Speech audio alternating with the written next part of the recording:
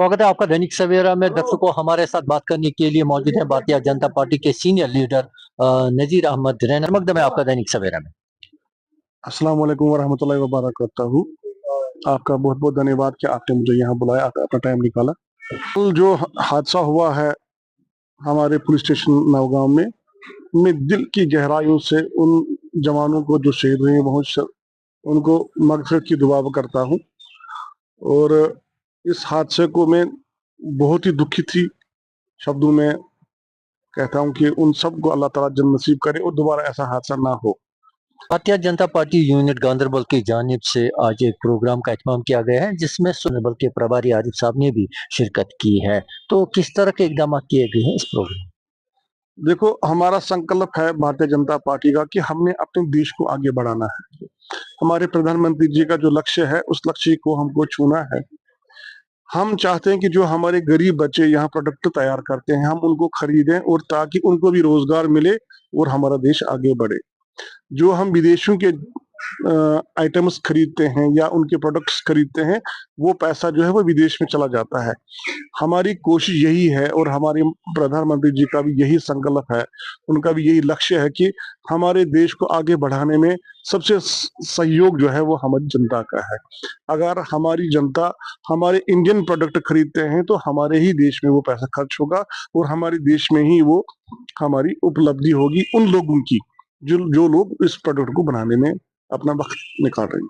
जहां देश के प्रधानमंत्री श्री नरेंद्र मोदी की जानिब से बहुत सारे ऐसे इकदाम किए जा रहे हैं ताकि यहाँ के नौजवान जो है वो खुद रोजगार बन सके, उनके लिए फलाही स्कीमें भी है, मुख्तलिफ महकमों के जरिए उन तक पहुंचाई जा रही है। लेकिन दूसरी जानिब अगर हम देखेंगे जमीनी सतह पर, तो यहाँ के नौजवान जो हैं वो बैंक के जरिए या उन डिपार्टमेंट जो महकम है उनके जरिए उन्हें काफी मेहनत करनी पड़ती है, काफी तवालत उठानी पड़ती है, काफी दस्तावेजात उन्हें उनके सामने पेश करने पड़ते हैं। तो इस मसले को आप कैसे देखते हैं? देखो, हर एक डिपार्टमेंट में अपना अपना एक तरीका होता है, लेकिन भारतीय जनता पार्टी ने जो लोन हमने जो स्कीमें निकाली हैं उस स्कीम में 10 लाख रुपए तक कोई आपको गारंटी नहीं होगी। 10 लाख तक आपको कोई परेशानी नहीं होगी, बैंक में जाना है। लेकिन वो पैसा जो आप बैंक से निकालते हो वो वही जगह लगाना जिस चीज के लिए आप निकाल रहे हैं। देखो, ऐसा है कि बैंक वाले जो है या बाकी एजेंसीज जो है वो लोगों का कहना है कि हम परेशान होते हैं, लेकिन परेशानी किस बात की है कि जब किसी ने बैंक से लोन निकाला किसी बिजनेस के लिए, लेकिन वो पैसा किसी और जगह जाया हो जाता है। इसलिए बैंक वाले भी चाहते हैं कि जो पैसा आपने हमसे लोन लिया है वो पैसा उसी चीज पे लगाया जाए जिस चीज के लिए आपने पैसा लिया है। देखो क्या होता है कि नहीं, पहले वो तो यूनिट का चेक करते हैं ना, दस्तावेजात उसी के लिए तैयार किए जाते हैं। देखो क्या है कि आज की जो कड़ी है जिस कड़ी के लिए हम जिस चीज के लिए आज हम जमा हो गए थे यहाँ, वो यही है कि जो यूनिट यहाँ लोन निकाल कर हमारे बच्चे उसमें जो प्रोडक्ट बना रहे हैं, कोई शहद बना रहा है, कोई कुछ और करता है, कुछ जो भी आइटम्स बनाते हैं वो डेयरी फार्म शीप वगैरह जो चीजें वो बना रहे हैं या जो भी चीज वहां वो प्रोडक्ट बनाते हैं, हमारी कोशिश यही है कि हमारी पार्टी की उन चीजों को खरीदो ताकि वो जो यूनिट्स है वो आगे चल के आगे अपने लक्ष्य को वो छू ले। क्या यहाँ कश्मीर में जो तैयार किए गए चीज हैं उनको देश के जो हमारे विभिन्न भाग हैं वहां आसानी से उनको इंट्रोड्यूस किया जाए? देखो, ये जो हमारा प्रोग्राम आज का है ये सिर्फ कश्मीर में नहीं चला है, ये सिर्फ गांधरबल में नहीं, ये पूरे देश में चला है।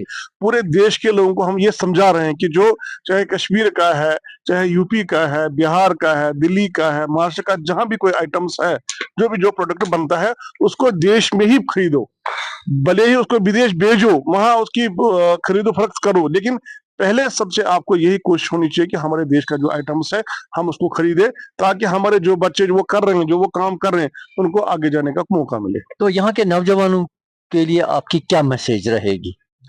यहाँ के नौजवानों के लिए यही मैसेज है कि आप जो स्कीमें भारतीय जनता पार्टी की सरकार ने, आज के सरकार ने, मोदी जी ने जो स्कीमें यहाँ लॉन्च की है उन स्कीमों का फायदा उठाएं। बहुत बहुत शुक्रिया अपना कीमती वक्त देने के लिए। Thank you.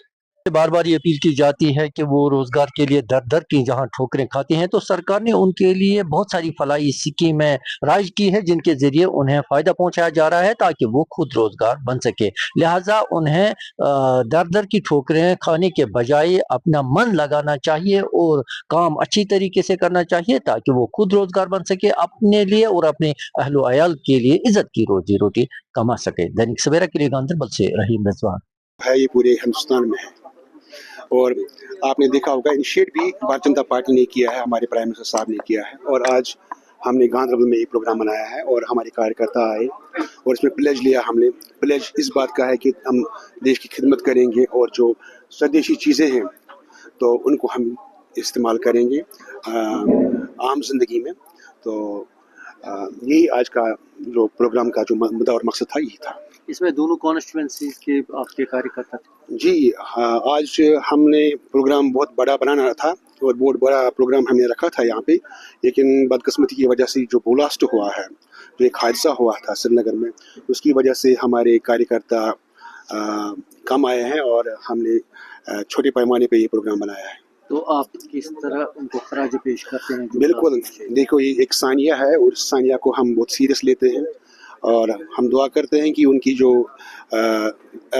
उनके डेड बॉडीज़ है उनको अल्लाह ताला मगफिरत अता करें और जो उनके अहल अयाल है उनको सब्र जमील अता करें। ये हमारी दुआ है और हम चाहते हैं कि इस किस्म की कोई हादसा आगे ना हो, ये हम दुआ करते हैं। 150वीं एनिवर्सरी हम मना रहे हैं और पहली बार देश में अगर किसी ने इसका इनिशिएटिव लिया है वो हमारे प्रधानमंत्री नरेंद्र मोदी ने लिया है और ये पूरा 1 साल भारतीय जनता पार्टी मनाएगी। इसके सेलिब्रेशन वंदे मातरम की जो सेलिब्रेशन हम मनाएंगे पूरे देश में ये चल रहा है और आज गांधरबल में भी हो रहा है, इससे पहले श्रीनगर में हुआ है क्योंकि गांधरबल का प्रभारी होने के नाते डिस्ट्रिक्ट प्रेसिडेंट साहब ने यहाँ प्रोग्राम रखा है और इस प्रोग्राम के खातिर हम यहाँ आ जाए। तो हादसा पेश आया है उसकी हम कल शाम से ही बड़े दिल दुखी है कि जो हमारे वहाँ शहीद ऑफिसर्स हुए हैं, एक नायब तहसीलदार हुए हैं, मीडिया के कुछ पुलिस के शहीद हो गए हैं, तो दिल तो बड़ा दुखी है। तो इसलिए आज हमने एक छोटा प्रोग्राम तो हमें बड़ा करना था, इसलिए फिर डिस्ट्रिक्ट प्रेसिडेंट साहब को रात को मैंने बोला था कि कैंसिल कर देते हैं। इसने बोला अब कुछ कार्यकर्ता आएंगे उनसे बैठेंगे, तो बाकी जितना जिस मकदार में हमें ये प्रोग्राम करना था उसको हमने बड़ा शॉर्ट कर दिया।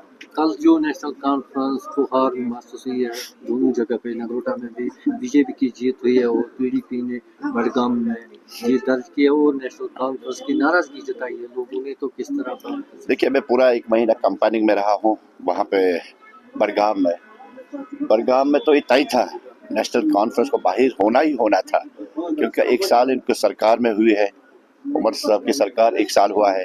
आप देखिए लोग कितने परेशान है वहाँ पे कि ये इतिहास है कि आज तक नेशनल कॉन्फ्रेंस ने वहाँ से हारा ही नहीं है और कल उनको आईना दिखाया गया है। और दूसरी आपने कल बिहार में भी देखी, बिहार की हमारी पूरी जीत, नगरोटा में हमारी जीत, इतवेर की भारतीय जनता पार्टी का आधार बढ़ रहा है। हमारा कैंडिडेट वहाँ था आगा मोहसिन साहब, उसने भी 2400 वोट लिए। वो बड़गाम से 2400 वोट लेना आज की डेट में भारतीय जनता पार्टी के लिए बहुत बड़ी बात है। क्या सेंटर के साथ तो वो मिला है, यहाँ इसको एक बात बोलता है, जब शाम को डिनर करने के लिए दिल्ली पहुंचता है, दिल्ली किन अफसरों के पास जाते हैं, किन मंत्रियों के घर जाता है, वो उमर साहब को भी मालूम है और हमें अच्छी तरह से मालूम है।